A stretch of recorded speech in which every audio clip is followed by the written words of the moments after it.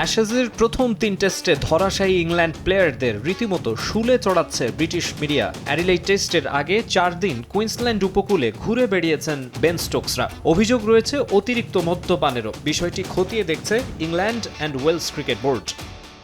৬ দিন মদ্যপান কোনোভাবেই গ্রহণযোগ্য নয়। আমরা অবশ্যই বিষয়টি খতিয়ে দেখব। আমি ড্রিঙ্কিং কালচারটা পছন্দ করি না।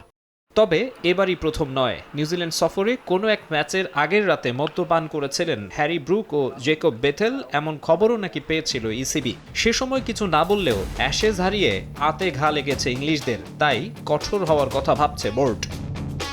এদিকে ভিন্ন চিত্র অস্ট্রেলিয়া শিবিরে। অ্যাশেজ জয়ের পর ফুরফুরে মেজাজে স্বাগতিকরা, কিন্তু সিরিজ জয় নিশ্চিতের পার্টি শেষ হতে না হতেই আবারও বাইরে প্যাট কামিন্স। অজি টেস্ট দলের নিয়মিত অধিনায়ককে এবার মাঠের বাইরে থাকতে হবে দীর্ঘ সময়ের জন্য। অ্যাশেজের শেষ ২ ম্যাচে খেলা হবে না এই পেসারের।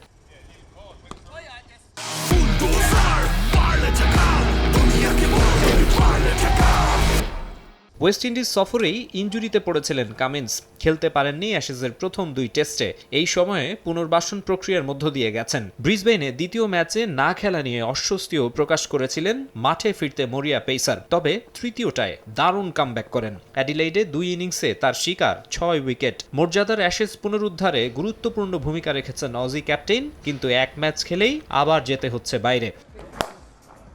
বক্সিং ডে টেস্টের জন্য স্টিভেন স্মিথকে অধিনায়ক করে স্কোয়াড ঘোষণা করেছে ক্রিকেট অস্ট্রেলিয়া। দলে ফিরেছেন টড মার্ফি ও ঝাই রিচার্ডসন। ইনজুরির কারণে নেই ন্যাথন লায়ন। রাইট হ্যামস্ট্রিং চোটের কারণে ছুরি কাচির নিচে যেতে হবে তাকে। সার্জারির কারণে অনেকটা সময় মাঠের বাইরে থাকতে হবে এই অফ স্পিনারকে। আর কামিন্সকে নিয়ে সিদ্ধান্তটা মূলত টিম ম্যানেজমেন্টের।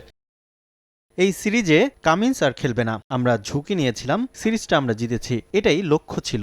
বাড়তি ঝুঁকি নিয়ে তাকে দীর্ঘ সময়ের জন্য হারাতে চাই না। মেলবোর্ন ও সিডনি টেস্টে তো থাকবেনই না, অনিশ্চয়তা রয়েছে ফেব্রুয়ারি মার্চে টি-20 বিশ্বকাপে তাকে পাওয়া নিয়েও। মাকসুম আলম খান, সময় সংবাদ।